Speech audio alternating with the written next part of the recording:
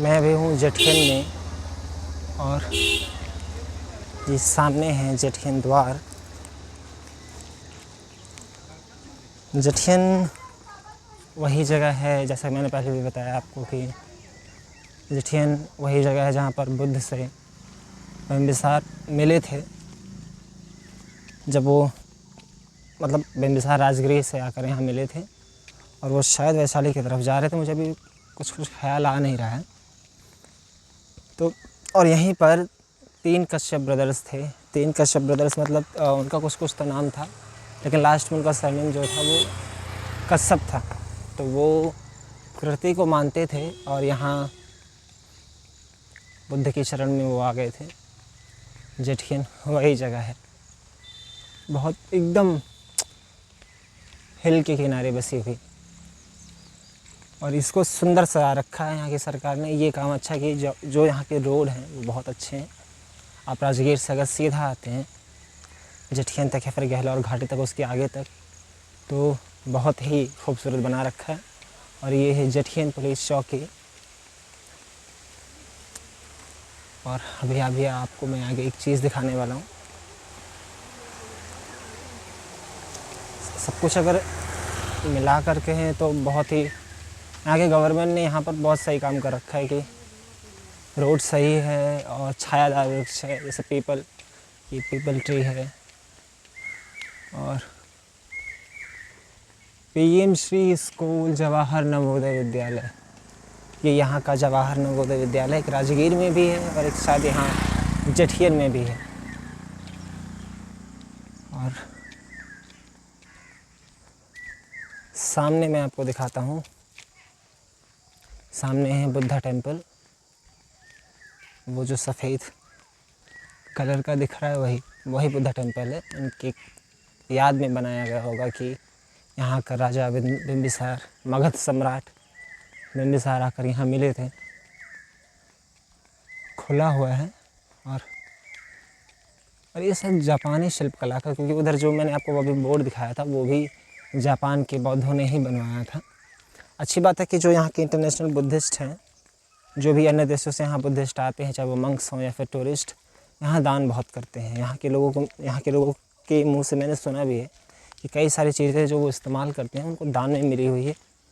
जैसे यहाँ स्कूल भी वो सब स्कूल चलाते हैं। और मैंने पिछले वीडियो में आपको दिखाया भी था कि वो सब यहाँ नल जो है उसको भी दान में दिए हैं। तो बहुत सारे कार्य जो हैं यहाँ के जो इंटरनेशनल बुद्धिस्ट हैं, उन्होंने भारत के बौद्धों ने तो मुझे लगता नहीं उतना ज़्यादा कुछ किया होगा, लेकिन यहाँ के जो थाईलैंड के बुद्धिस्ट हैं, वियतनाम, जापान, कोरिया, उन लोगों ने बहुत अच्छा काम कर रखा है, बहुत ही खूबसूरत काम रखा है, जो कि एक ह्यूमैनिटी का काम होना चाहिए। जो बुद्ध भगवान का जो भी प्रवचन था, जो भी उनकी दर्शन था, उसको वो पूर्ण रूप से फॉलो करते हैं। क्योंकि जैसा कि वो थेरवाद बुद्धिज़्म को फॉलो करते हैं और बहुत ही ठीक ठाक तरीके से बनवा रखा है, कोई वो नहीं है। यहाँ पढ़ते हैं, कुछ तो लिखा हुआ है, यष्टिवना ऐतिहासिक एवं पुरातात्विक महत्व का प्रसिद्ध एवं विशिष्ट स्थल है। परंपरा के अनुसार यह प्राचीन बौद्ध स्थल यष्टिवन का स्थल है। यष्टिवन नाम बदलते बदलते जटहिन हो गया, जो कि चीनी यात्री ह्वेनसांग के विवरणों के अनुसार बांस के उन वनों से आच्छादित था जिसका प्रयोग बुद्ध के शरीर को मापने हेतु हुआ था, तथा चमत्कारिक रूप से जिनकी जड़ें इस स्थल पर स्थापित हो गई थी। प्रसिद्ध चीनी यात्री ह्वेनसांग के अनुसार इसी स्थल पर बुद्ध ने 7 दिनों तक रिद्धियों की प्रदर्शन किया था तथा सद्धर्म का उपदेश दिया था। इसी यात्री यानी ह्वेनसांग के अनुसार सम्राट अशोक ने यहाँ पर एक स्तूप का निर्माण कराया था तथा राजा बिंबिसार के नीचे उतरने हेतु सीढ़ियों के निर्माण की दृष्टि से पर्वत को कटवाया था। यहीं पर सुप्रतिष्ठित चैत्य में भगवान बुद्ध ज्ञान प्राप्ति के उपसंत राजगृह की अपनी पहली यात्रा के दौरान रुके थे और यहीं पर राजा बिंबिसार ने भगवान बुद्ध को वेड़ुवन आराम का दान दिया था। यहीं पर इस स्थान में भगवान बुद्ध वर्षावास में 3 महीनों में धर्म का उपदेश दिया था, जो इस समय यशोधरा स्थान के नाम से प्रसिद्ध है। तो देखा आपने, आई वॉज राइट कि यहाँ पर आए थे बुद्ध। और दिखाते हैं आपको,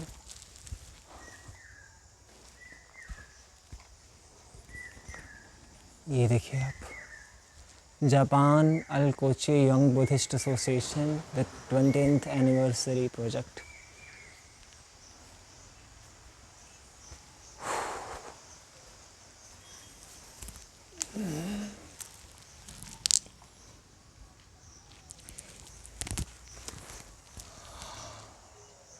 ये जेठियन है, बहुत ही शांतिपूर्ण जगह। ये जो है ये मनौती स्तूप है। मनौती स्तूप यानी अब हर कोई बड़ा बड़ा स्तूप तो बनवा नहीं सकता है, इसलिए लोग छोटे छोटे स्तूप बनवाते थे, जिसको बाद में कई लोगों द्वारा शिवलिंग बनाकर पूजा जाने लगा। खैर वो अलग बात है। ये कुछ खंडित मूर्तियाँ हैं।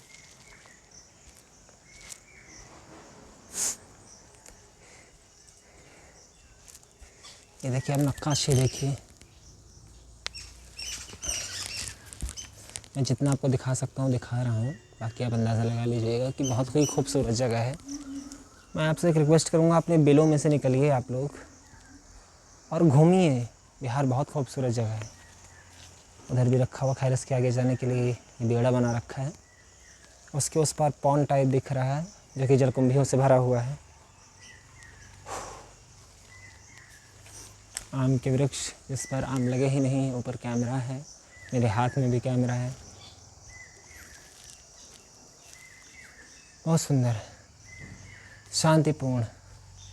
और जैसा कि काले पत्थर से बनी हुई, तकरीबन सम्राट अशोक के नहीं, सम्राट अशोक की बात की होगी क्योंकि उस टाइम बुद्ध की मूर्तियाँ बनना शुरू नहीं हुआ था। ये लगभग 1500 से 2000 साल पुरानी मूर्ति होगी। और अच्छी बात है कि ये बहुत ही ठीक ठाक अवस्था में, इसके दोनों हाथ कटे हुए टूटे हुए हैं, लेकिन बाकी सब ऊपर के वो जो हैं बोधिसत्व, उनका मुख टूटा हुआ, लगभग मुख टूटे हुए हैं सबके। लेकिन मेन मूर्ति का जो मुख है वो बचा हुआ है। लेकिन इधर छाती पर, सीने पर कुछ हल्का सा डैमेज आया है। अतिशयोक्ति ये है, आती नहीं है। लेकिन हैरानी की बात है कि भारत में बुद्ध जन्म लिए, यहीं पर बुद्धों का प्रचार प्रसार हुआ, जैनों का भी प्रचार प्रसार हुआ। लेकिन सबसे ज़्यादा बिना सर की मूर्तियाँ अगर दुनिया में कहीं पाई जाती हैं, वो भी बुद्ध की, तो वो भारत में ही पाई जाती हैं। उनके सर अक्सर गायब होते हैं। यही जैन मूर्तियों के साथ भी हुआ है। खैर वो एक राजनैतिक और पारंपरिक टसल का डिबेट का टॉपिक है। बात करेंगे उस पर भी कभी। लेकिन बहुत बढ़िया बना रखा है, बहुत ही सही बन रखा है। अभी देखते हैं अभी आगे और क्या क्या है। देखिए बिहार कितना सुंदर है।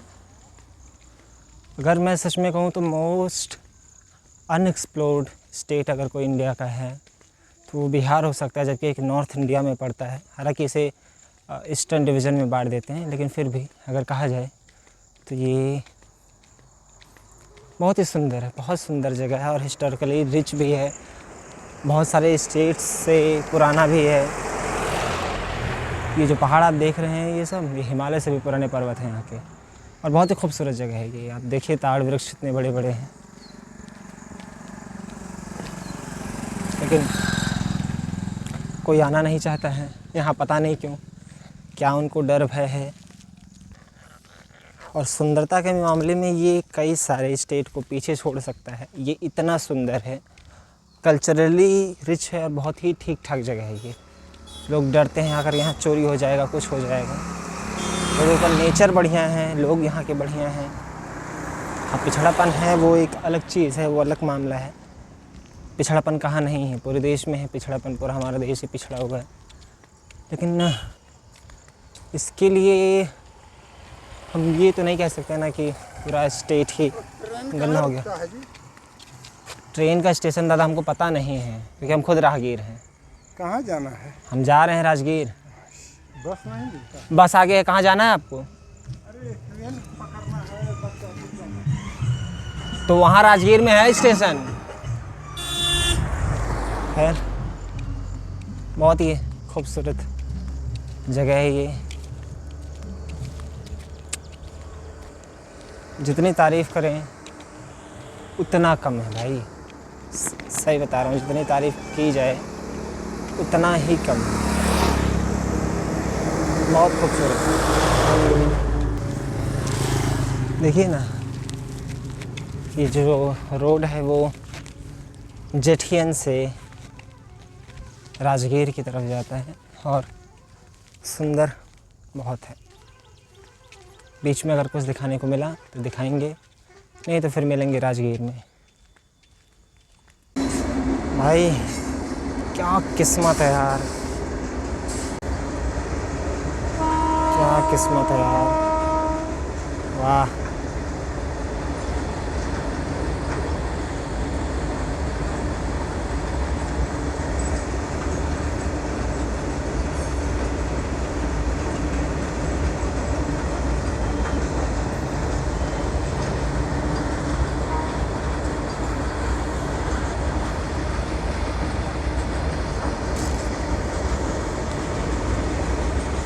मस्त, अत्यंत खूबसूरत, अत्यंत सुंदर।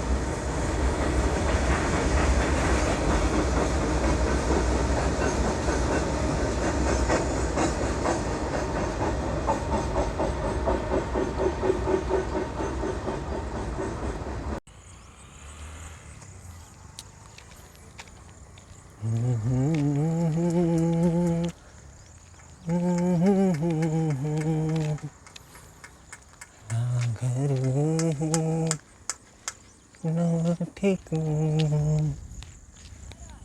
मगर चलते चैन है।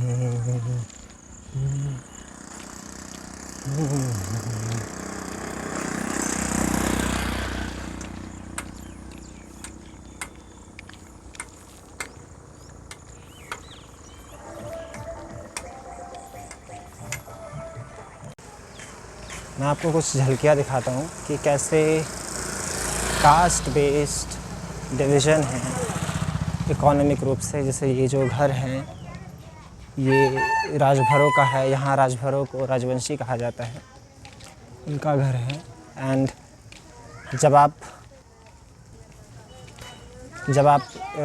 मांझियों का घर देखेंगे तो उनका फ़र्क पूरा साफ साफ नज़र आता है कि कैसे इकोनॉमिक बेस पे due to caste division, caste representation कैसे वो पिछड़ चुके हैं, एकदम साफ पता चलता है। जो शहर में एसी रूम में बैठकर लोग ये भाषण देते हैं कि अरे अब तो कुछ रह नहीं गया है भारत में। पीछे एक दादा मिले थे बता रहे थे, ऐसे चर्चा होने लगी, पूछ ले क्या है, तो सब बताने लगे कच्चा चिट्ठा कि हाँ जातिवाद होता है, अभी भी होता है, लुप्त प्राय नहीं हो चुका है। और गरीबी में लोग अभी भी जी रहे। मैं कई गाँव से गुजर रहा हूँ जहाँ जो जितने भी सवर्ण जाति हैं उनके घर वाकई बहुत शानदार हैं और होने चाहिए। तो समझ में बुराई नज़र नहीं आती, सबके घर शानदार होने चाहिए। लेकिन जब आप माझियों के गांव से निकलेंगे तो दया भावना का उद्गार होता है कि कैसे लोग रहते हैं 10 बाई 10 के रूम में, पता नहीं कैसे रहते हैं लोग। बम्बई वाले लोगों को ताना मारते हैं कि बहुत कम जगह में रहते हैं, आप बिहार आइए देखिए कि कैसे लोग रहते हैं। बहुत बुरी कंडीशन है, बहुत ही ज़्यादा बुरी कंडीशन है यहाँ के मांझियों की, जिसे महादलित टोला भी कहा जाता है। बहुत ख़राब स्थिति है। इस स्वर्ग में बसे हुए वो मांझी जो हैं वो नर्क के समान ज़िंदगी जी रहे हैं। यकीनन ये स्वर्गनुमा जो धरती है, इतनी सुंदर धरती है गया जिले की, और जो माझी ज़िंदगी जी रहे हैं वो नर्क के समान है। नर्क के समान नहीं होता तो दशरथ माझी क्यों पहाड़ तोड़ते? जीवन साफ यही है। कैसे बदलाव होता, कभी कभी मन बड़ा हताश हो जाता है ऐसे घूम घूम कर देखने पर, मन बहुत हताश हो जाता है। जो हॉस्टल में बैठकर, न्यूज़ रूम में बैठकर बक बक बक बक करते हैं कि नहीं है, जात पात ख़त्म हो चुका है, बट दिस इज़ रियलिटी। राजनीति पर भी बात छिड़ गई। हमने पूछा कि चुनाव होने वाला है, क्या है, कैसे है, किसको सपोर्ट करते हैं। तो बताने लगे कि हमने पूछा तेजस्वी कैसे हैं, क्योंकि भाई विपक्ष में है, पूछना लाजिम बनता है। तो हमने पूछा कि तेजस्वी कैसे हैं, तो बोलते हैं कि लालू जी के राज में बड़ा गुंडा राज हो गया था। जहाँ मैं भी जहाँ पीछे जगह दिख रहा है वहाँ पर बोल रहे थे कि जब उनका सरकार था तो 3 मर्डर हुआ था। हमने पूछा कौन जात का किया था, तो बोले यादव किया था। और किसने किया था, किसका किया था, तो बोले राजभरों का किया था। बोल रहे हैं कि जब लालू जी का राज आ जाता है तो यादवों का वर्चस्व हो जाता है। सेम काम यही होता है यूपी में जब समाजवादी पार्टी का सरकार आता है।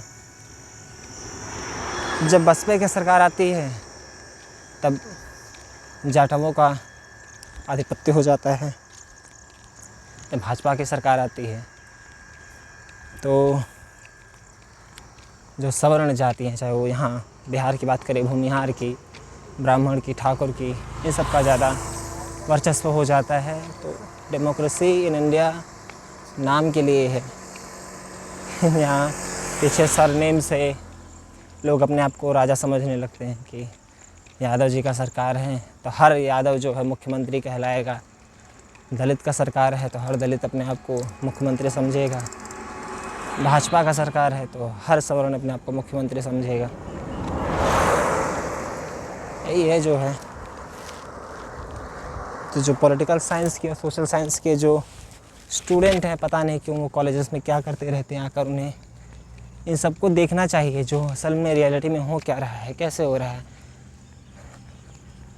तो पता नहीं क्या क्या, जैसे बड़ी बड़ी यूनिवर्सिटी, चाहे लखनऊ की यूनिवर्सिटीज़ हो, चाहे लखनऊ यूनिवर्सिटी हो, BBAU हो, BHU हो, DU हो, JNU हो, राजस्थान यूनिवर्सिटी हो, या कोई सी भी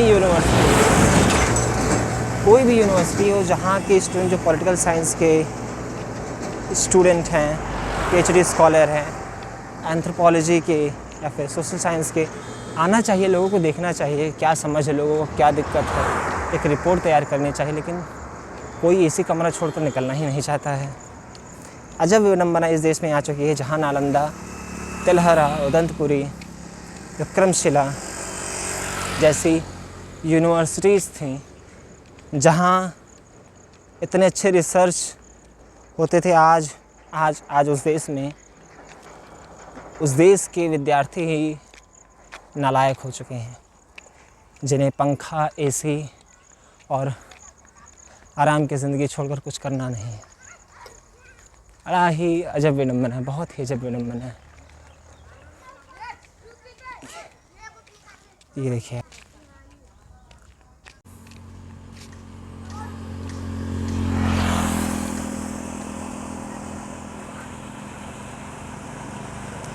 जैसा लग रहा है जारावा ट्राइब के बच्चे हो, नॉर्थ सेंट्रलीज। तो फिर आपको दिखाते हैं।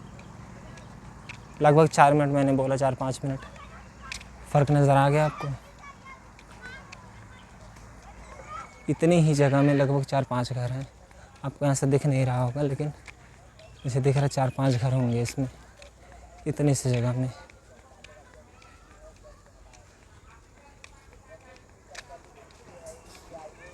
देखिए 4-5 घर हैं इतने सी जगह में। अब आप ही सोचिए और कहिए जो कहना है आपको। यही महान भारत की सच्चाई है कि 20-30 फुट में 4-5 घर बसे हुए हैं। मान लेते हैं 100 फुट तो नहीं होगा, 70-80 फुट में लंबाई में 4-5 घर बसे हुए हैं। किसी का तो 80-80 फुट में एक ही घर है। 800 फुट में एक घर है। क्या डिवीज़न है। चलिए, जो दिखाने लायक होगा दिखाएंगे, नहीं तो फिर मिलेंगे राजगीर में।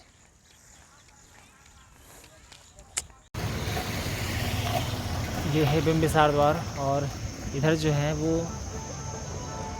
उधर से जेठियन से आता है, और ये बनगंगा है, बनगंगा, और ये बिंबिसार द्वार है। यहीं से हम ओल्ड राजगीर में घुसते हैं।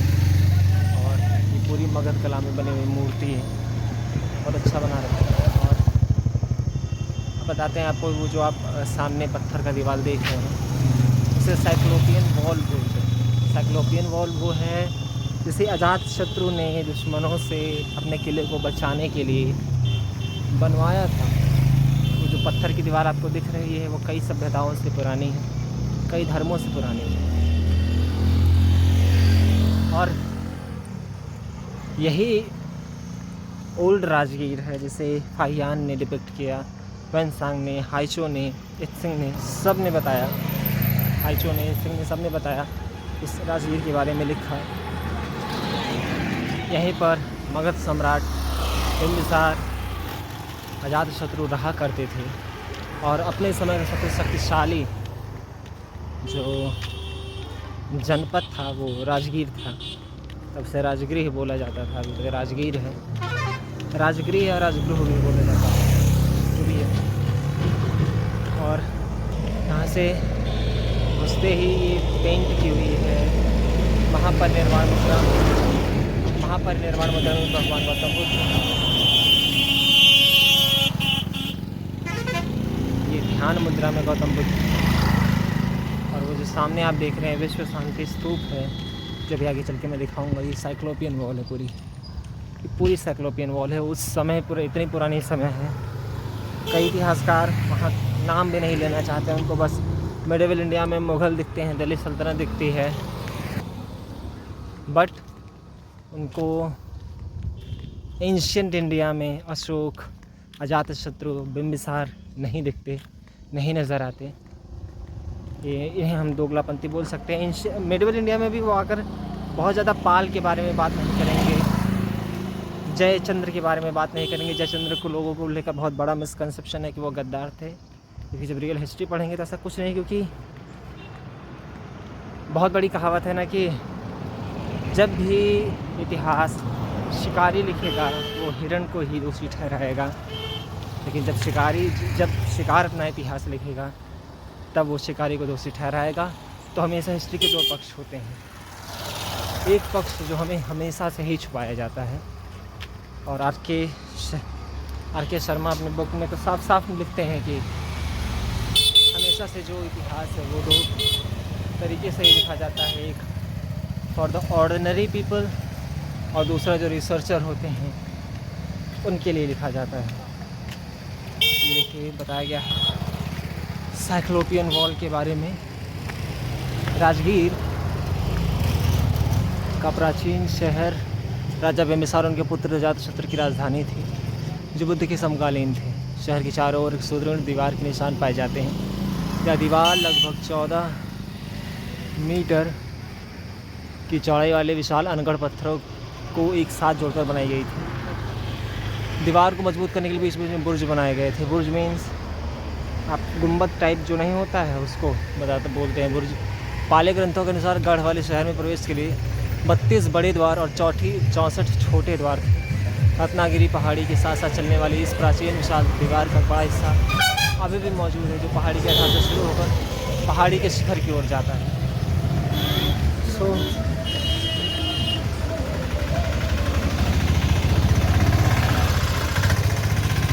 हमने देखा कि ये लगभग बुद्ध के समकालीन है, 2500 साल से भी ज़्यादा पुरानी ये दीवार है राजगीर की, ओल्ड राजगीर की, पुरानी राजगीर की।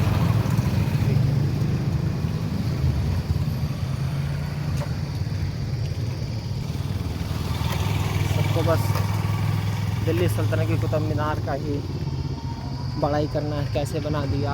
आप ये सोचिए कि दुर्गम पहाड़ियों में अनगढ़ पत्थरों द्वारा कैसे बना दिया गया ये पूरा दीवार, जिसमें 32 बड़े द्वार थे फॉर एंट्री एंड 64 छोटे द्वार थे। ये सोचने वाली बात है, लेकिन क्या कहा जा सकता है। और इतना सुंदर जगह है, बहुत सुंदर जगह है, पूरा जंगलों के बीच में। यहाँ 5 पहाड़ियों का समागम होता है। और ये इतनी महत्वपूर्ण जगह है, ये इतनी महत्वपूर्ण जगह है कि जैन और बौद्ध अपने समय में दोनों यहाँ प्रिवेलेंट रूप से पाए जाते थे, दोनों डोमिनेंटली यहाँ पाए जाते थे। क्योंकि पहाड़ी के उस पार जहाँ से नया राजगीर शुरू होता है, वहाँ अजातशत्रु का किला और स्तूप दोनों पाया जाता है। कहा जाए बहुत कमाल है यार। अभी तो इतनी ज़्यादा बारिश हुई नहीं है, लेकिन उम्मीद है तो बारिश हो जाता होगा। इस जगह की छटा देखने लायक होती है, इस जगह की छटा देखने लायक होती है। ये एकदम ऐसे हो जाता होगा जैसे बारिश के महीनों में जब हम कन्हेरी गुफा जाते हैं, ये एकदम उसी जगह की तरह लगता है। बहुत खूबसूरत, अत्यंत खूबसूरत, कोई मिसाल ही नहीं है।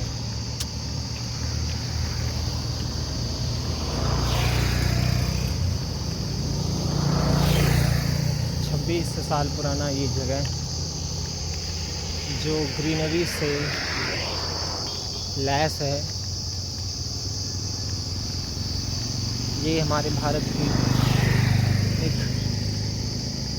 मजबूत विरासत है। और इधर एक और स्तूप पाया जाता है, अभी जल्दी में इसको इसलिए खोजा गया है। महान इतिहासकार एवं भाषा वैज्ञानिक डॉक्टर राजेंद्र प्रसाद सिंह जी बताते हैं कि इस स्तूप की संरचना जो है एकदम अन्य स्तूपों से एकदम भिन्न है। इसे देखकर लगता ही नहीं है कि ये कोई स्तूप रहा होगा।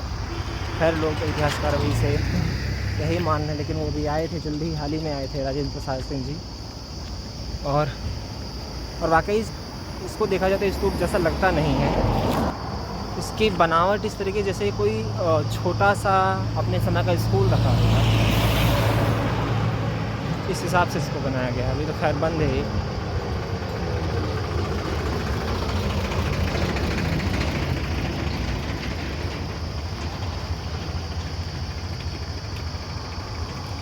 और अब सोचिए कि इसी पहाड़ियों में, इन्हीं पहाड़ियों में भगवान गौतम बुद्ध विचरण करते रहे होंगे। और जो रथ चक्र निशान आप देखने को बोल रहे हैं, वो इस तरीके से है कि बिंबिसार जो है बराबर यहाँ आते रहते थे, इसलिए वो बनाया गया है। इस तो देखिए खुला तो नहीं है, लेकिन फिर भी दिखा देते हैं, बंद है।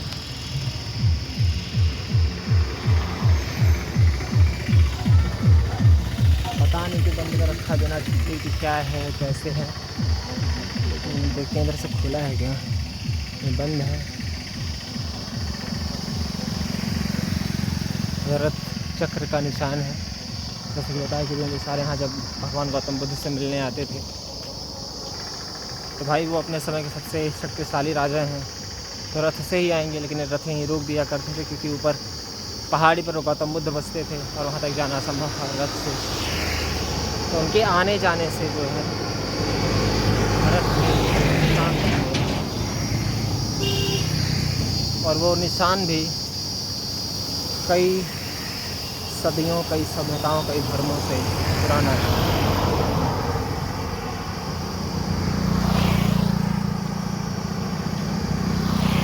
आगे दिखाने लायक होगा कुछ तो दिखाएंगे, नहीं तो विश्व शांति स्तूप पर जाकर मिलेंगे। आपने बहुत सुना होगा कि विश्व शांति स्तूप, वर्ल्ड पीस स्तूप, जैसे दिल्ली में भी है, लद्दाख में भी है, यहाँ राजगीर में भी है। तो उसको बनाया किसने था? तो निचिदात्सु फुजोई गुरुजी, ये एक जापानीज़ मंक थे। उन्होंने संदेश देने के लिए बुद्धिज़्म का या फिर पीस का, शांति का उपदेश देने के लिए जगह जगह पर विश्व शांति स्तूप बनाए, और उनके तर्ज पर आज भी मिलते हैं। जापानी में भी लिखा भी हुआ है विश्व शांति स्तूप रत्नागिरी पहाड़ है, और ठीक उसी के बगल में सम्राट अशोक द्वारा बनवाया गया स्तूप भी है, जो आज खंडहर हो चुका है, लेकिन प्रोटेक्टेड नहीं है। क्या कहा जा सकता है, पता नहीं क्यों लोग अपने ही हेरिटेज को बचाने में रुचि नहीं रखते, उनको बचाना चाहिए। और ये जगह बहुत सुंदर है, दोनों तरफ लगे हुए हैं पेड़, फूल।